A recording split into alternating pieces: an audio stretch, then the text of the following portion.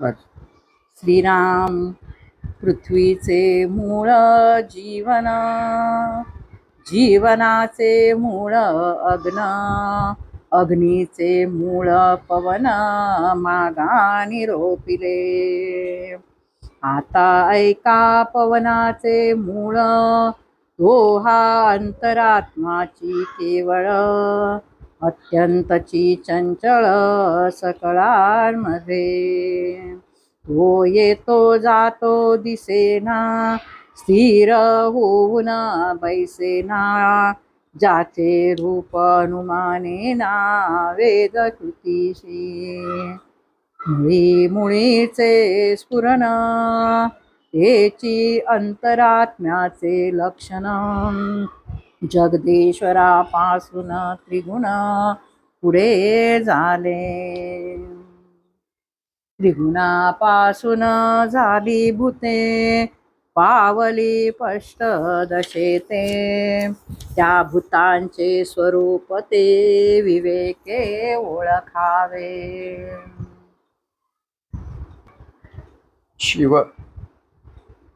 शिवरात्री, महाशिवरात्री.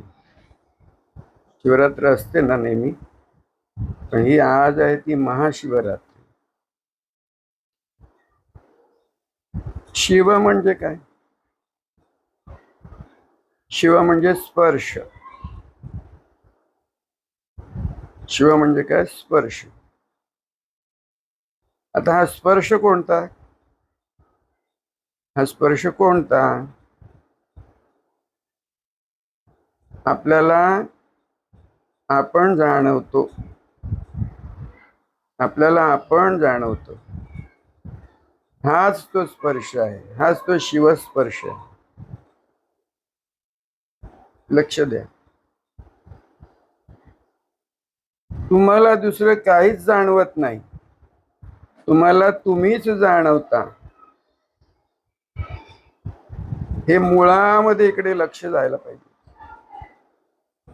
तुम्हाला वाटते सगळं जे काही जाणवते दुसरं आहे, काहीतरी बाहेरचं आहे, वेगळं आहे. असं नाही. जे तुम्हाला जाणवतं तो तुमचा स्पर्श आहे, तो शिवस्पर्श आहे. आपला आपल्यालाच होणारा, आपलाच होणारा, आपण आहोत असा आपल्या जाणीवेचा, आपल्या ज्ञानरूप असण्याचा. आपण ज्ञान आहोत. ज्ञाना वेगळे आपण काहीच नाही, कधीच नसतो. जे काही आपलं असणं आहे ते ज्ञानरूप असणं आहे, ते शिवरूप आहे, तो शिवस्पर्श आहे. लक्ष द्या. आता इथे तुम्ही सूक्ष्मपणे विचार केला तर असं कळेल की आपलं असणं हे जाणवतं जे आहे ना, ते पाचमुखी आहे, पाच कळशी आहे, पाच वळसे आहेत त्याच्यात. बरोबर? सर्वांना माहित आहे. पंचतत्वाचा, पंचतत्वांचा कोणती? पृथ्वी, आप, तेज, वायू आणि मग आकाश. हे वळशावर वळसे उगाळले गेले, उगाळले गेले आणि त्याचं सत्व तयार झालं.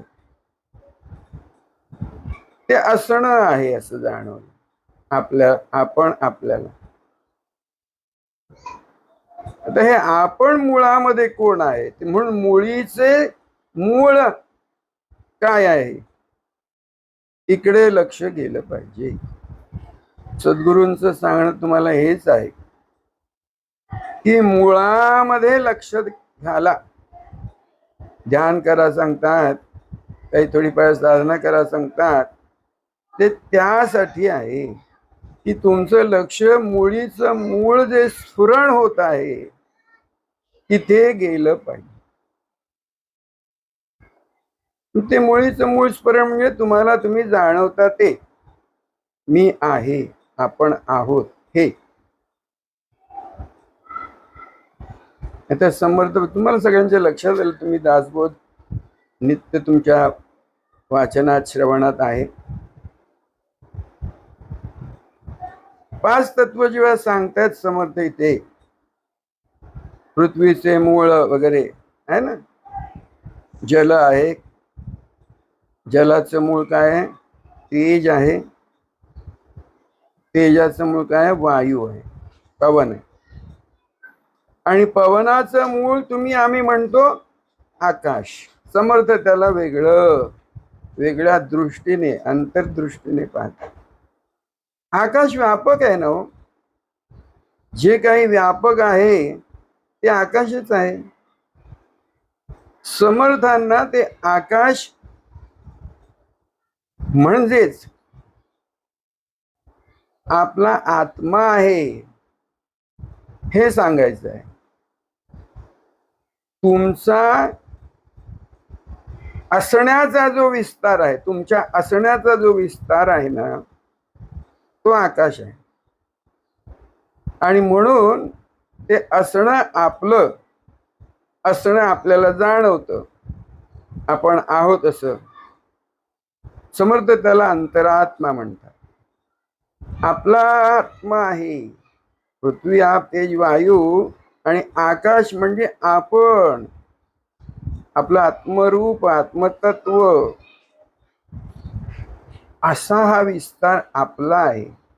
मग त्यामध्ये जी काही सृष्टीचं रूप, अगदी ब्रह्मांड म्हणून आपल्याला कळतं, ब्रह्मांड. आणि आपल्या ठाई म्हणजे देहरूपाच्या ठाई म्हणून ते देह म्हणून तिथे म्हणायचं पिंड. 5 तत्वाचा पिंडाचं जे काही असं बनलेलं, तयार झालेलं, हो की नाही, पिंड ते 5 तत्वाचं. आणि अवघं ब्रह्मांड आहे तेही 5 तत्वाचं. म्हणून 5 तत्वांचा हा अवघा विस्तार म्हणा. दृष्टोत्पत्तीस येतो, अनुभवाला येतो, काय कळतो म्हणा आपल्याला. आता हे तुम्ही समास वाचा. काय समासाचं नाव काय समर्थाने ठेवलं? या समासाचं नाव काय?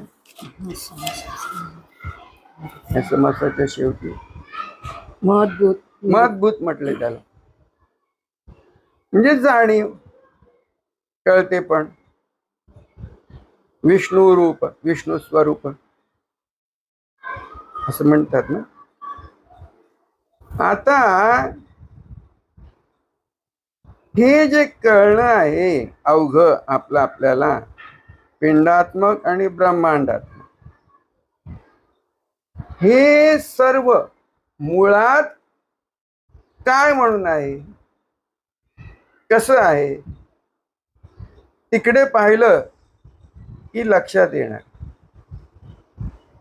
मुळीचा मूळ जो तंतू आहे तिथपर्यंत पोचलात की त्या मूळ तंतूच्या वर आहे ते सगळं किंतु परंतु आहे.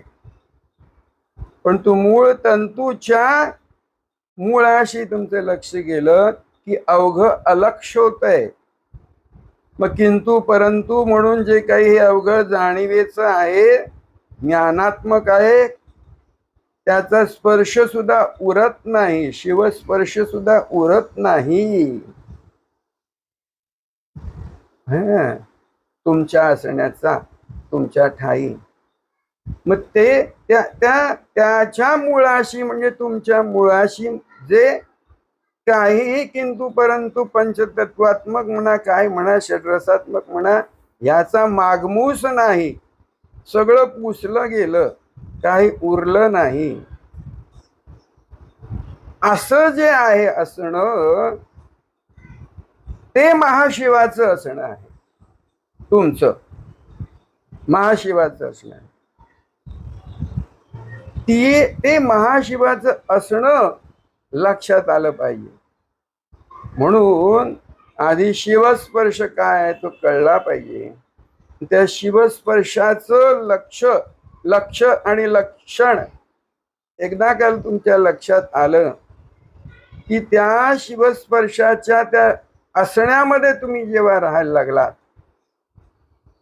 हा तो स्पर्श होऊन हे स्थूळातलं सगळं द्या सोडून, जडातलं सगळं द्या होऊ दे बाजूला, म्हणजे पिंडात्मक जो काही तुमचा अनुभव आहे तो पडू दे बाजूला, आणि मग तुम्ही जेव्हा नुसते राहताय ज्ञान रूपाच्या असण्याला घेऊन, म्हणजे तुमच्या असण्याला ज्ञानरूप जाणीव म्हणून, की पुन्हा ते शांत शांत होत मुळीचा मूळ तंतू तुम्ही होऊन राहता.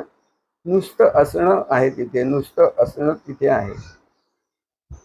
अहम ओम सुद्धा नाही, अहम नाही, नुसतं असणं. म्हणजे मी म्हणून कोणी तिथे नाही. हा तो मी हा मिठाचा खडा म्हणून म्हटलंय, तो मीपणा गळला पाहिजे. अहंकार जो तयार झाला होय ना, हा तयार झालेला आहे, या मुळात नव्हता. तुम्ही झोपता तेव्हा काय असतं का? तसं त्या मुळीच्या मुळाशी हा अहंकार नाही म्हणून तो गेला पाहिजे, गळून पडला पाहिजे, नाहीसाच झाला पाहिजे, पुसून गेला पाहिजे. तो शिवस्पर्शही आपल्या असण्याचा झिरझिरीत होऊन गळल्यासारखा झाला, गळून पडत नाही, गळल्यासारखा झाला की जो उरतो तो महाशिव आहे. तो महाशिव आहे. त्याच्या ठाई तो सर्वात्मक सर्वेश्वर आहे.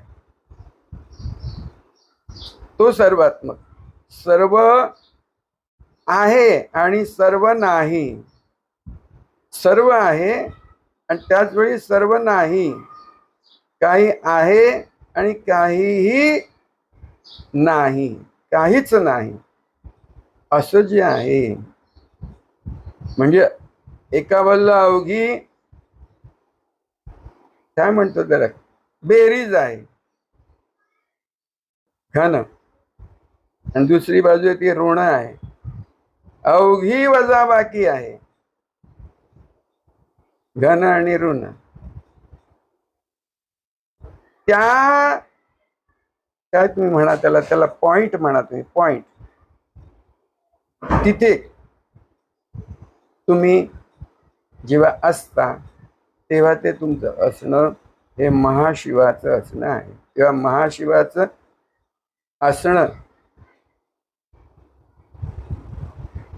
होऊन राहतरी, म्हणून महाशिव राहतरी, ते महाशिवाचं असणं होऊन राहा तरी तेव्हा ते महाशिवरात्रीचं स्वरूप आहे, महाशिवाचं स्वरूप आहे.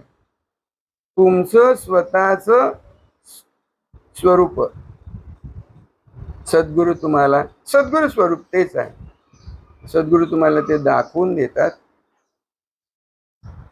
कळलं का? हे तू आहेस, हे तुझे असणे आहे. तेव्हा आजच्या दिवशी महाशिवरात्रीचा हा असा अर्थ तुमच्या लक्षात यावा, तो लक्षात तुम्ही घ्यावा, आणि आपलं अस्सल असणं हे महाशिवाचं असणं आहे. आपलं अस्सल असणं हे जे आता तुम्हाला दिसतं भासतं हे नक्कल आहे. देह मन बुद्धीचं अनुभवात येणारं हे नक्कल आहे, नकली आहे, म्हणून ते गळून पडतं. आणि मग अस्सल असणं, अमृत असणं आपलं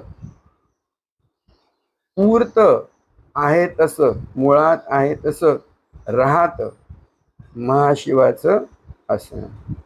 जय गुरु. राजाधिराज सद्गुरुनाथ निसर्ग दत्त महाराज की जय. या सद्गुणा सिद्धरामेश्वर महाराज की जय. जय.